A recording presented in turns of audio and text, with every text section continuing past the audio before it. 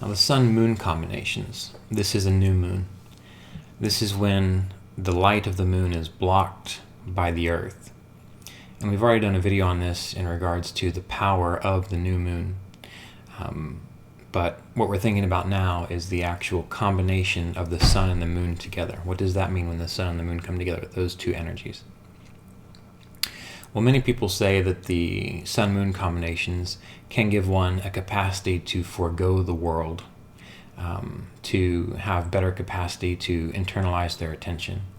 And the theory behind that is that the moon, or the person's jiva or ego nature, is non-existent.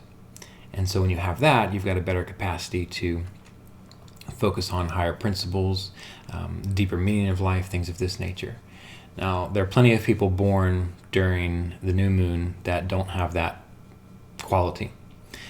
So maybe if someone's asking you about, is this possible for me to get involved in meditation or spirituality or whatever it might be, and you see that that's a combination for them, you can say, yes, that's going to be a trend that might be supported for you. But it doesn't mean that everyone who's got this combination will have this high spiritual capacity. You could think of it that way. Oftentimes, since the moon and sun, they pull on the earth together in such a way that the sign that they're in will become more of a focus for the individual. So whatever sign that the sun and the moon's in, we have all of that energy of the sun and the moon, the gravity of the moon, the gravity of the sun pulling in that direction of that sign, which will show a person really aiming to put down their roots in that sign. So it is still an internalizing energy. It's still an internalizing energy,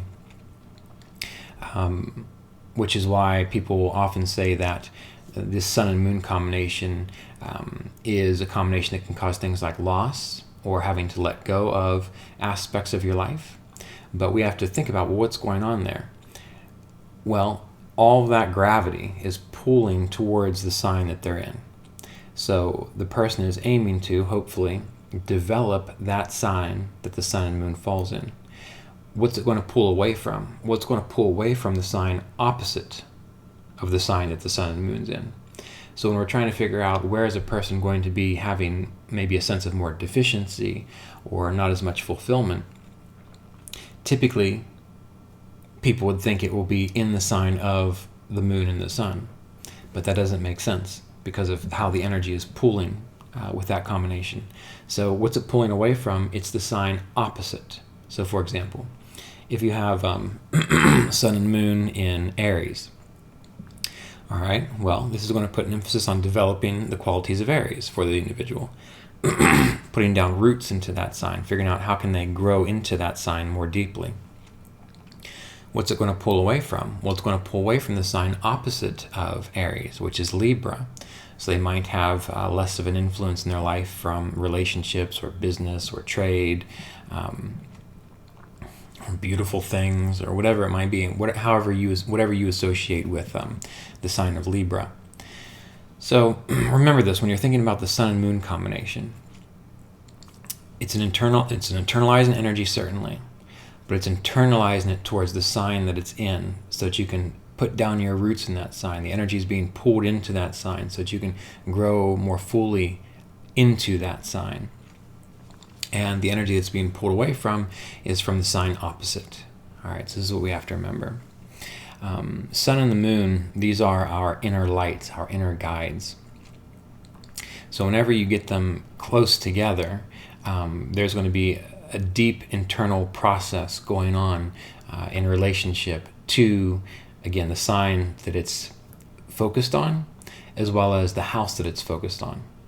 And oftentimes it doesn't give fulfillment in that sign or that house because it's part of like a gestation period. It's like when the tree in the fall pulls all the sap into its branches, or from its branches into its trunk. That's an important thing because it's preparing that tree for the next season where it's going to be strong again. It's going to give out its fruits, its flowers, and its leaves. So whenever you're looking at the sun and moon in a particular house, in a particular sign, this is what you want to be thinking about. What is the nature of that sign? What is the nature of that house?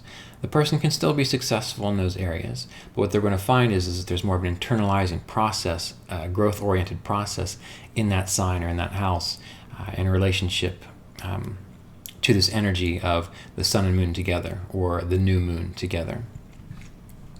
Some people say when the sun and moon come together that it can give a difficult birth process.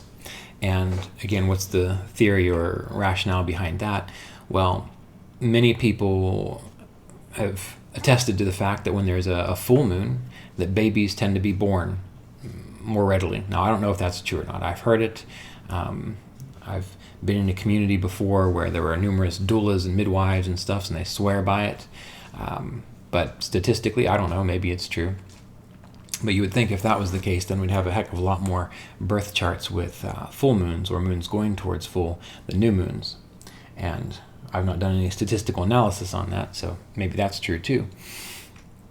But the idea is that when we have a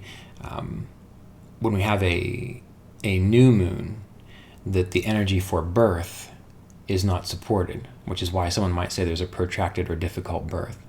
And when we have a new moon, this is not necessarily the time to try to birth a new project. It's an internalizing time period. So if you want to begin the planning, if you want to begin the thinking, if you want to begin the gestation of that project, well, that's a wonderful thing to do. If you want to let go of things that have been getting in the way of your starting that project, that's also a wonderful thing to do. But when it comes to things like planning events, oftentimes you want to start an event when the moon is moving towards full or relatively full, because then that gives a lot of energy to support and growth of that event or that endeavor. In the same way that when you have a full moon, I'll have to do a separate video on that, but when you have a full moon, there's a lot more vitality, a lot more prana, a lot more life force available to inaugurate whatever it is you're starting. So this is very important when we're thinking about the sun and the moon, and I think really a whole text could be written simply on the power of the sun and the moon in yogic astrology, because it's really a fascinating subject. So anyway, these are the things to contemplate when you're thinking about the sun and moon combinations.